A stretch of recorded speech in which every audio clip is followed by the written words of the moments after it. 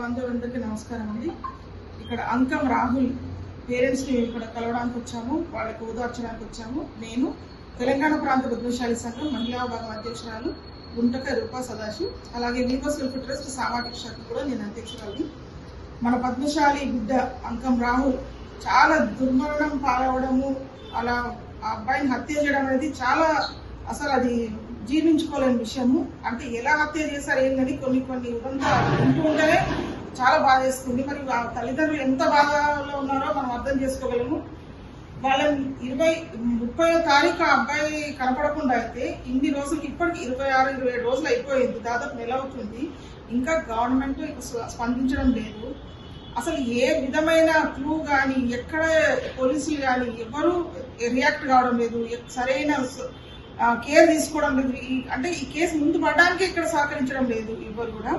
ఇలాంటి ఇంత కఠినమైన ఈ పోరాటంలో మన బీసీ నాయకులు దాస్ సురేష్ గారు మా మహిళా సంఘాలు కానీ, పద్మశాలి మహిళా సంఘాలు కానీ, అదేవిధంగా మన ఆల్ ఇండియా తెలంగాణ ఇవన్నీ అన్ని లెవెల్స్ ఉన్నటువంటి సంఘాలను కదిలించి ఒక తాటిపై తీసుకొచ్చి వీళ్ళని పట్టుకొని ఇన్ని రోజుల నుంచి ఇక్కడ తీసుకొచ్చి అంటే పోరాటం సాగిస్తున్నారు.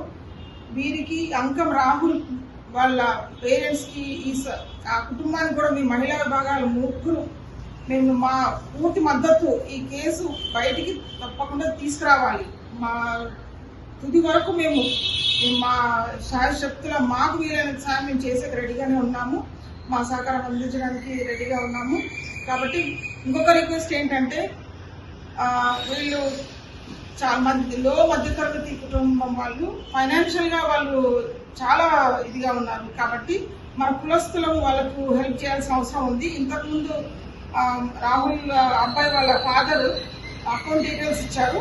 వాళ్లకు మీరు దయచేసి మనీ కూడా కొంచెం ఫైనాన్షియల్గా హెల్ప్ ఇవ్వాల్సిన అవసరం ఉంది. దయచేసి అతను కూడా సాయం చేయండి. కోర్టులలో రేపు ఈ అంకం రాహుల్ కోసము ఒక సభను ఏర్పాటు చేశారు. పద్మశాలి కులస్తులందరూ ఒక్క తాటిపైకి వచ్చి ఆ గవర్నమెంటే వీళ్లకు మద్దతు పలికి ఈ కేసుని దర్యాప్తు చేసే విధంగా, అసలు దోషులు ఎవరిని బయటకు తీసుకొచ్చే విధంగా, శిక్ష పడే విధంగా మనకు గవర్నమెంట్ ఇవ్వాలని, అదేవిధంగా అబ్బాయి కాలేజ్ ఏదైతే అసలు ఆ అబ్బాయి ఇంజనీరింగ్ 3rd ఇయర్ ట్రిపుల్ చదువుతున్నాడు. ఒక సంవత్సరం అయితే సంపాదించే కొడుకు చేతికి వచ్చే టైంలో ఇలాంటి బీదస్థితిలో ఉన్న పేరెంట్స్ ఆ అబ్బాయిని పోగొట్టుకోవడం ఎంత బాధాకరం చెప్పండి. అలాంటిది కాలేజ్ వారు కూడా ఏదైతే ఇంత వాళ్ళు దాచిపెట్టి ఏం చేయదలుచుకున్నారో తెలియదు, కానీ వాళ్ళు కూడా డబ్బులు కట్టి వాళ్ళు కంపల్సేషన్ ఇవ్వాల్సిందేగా నేను డిమాండ్ చేస్తున్నాను. అదేవిధంగా గవర్నమెంట్ కూడా విన్నవిస్తున్నాను, వీళ్ళకు మద్దతు అంటే హెల్ప్ చేయాల్సిందిగా. జయ మార్కండేయ.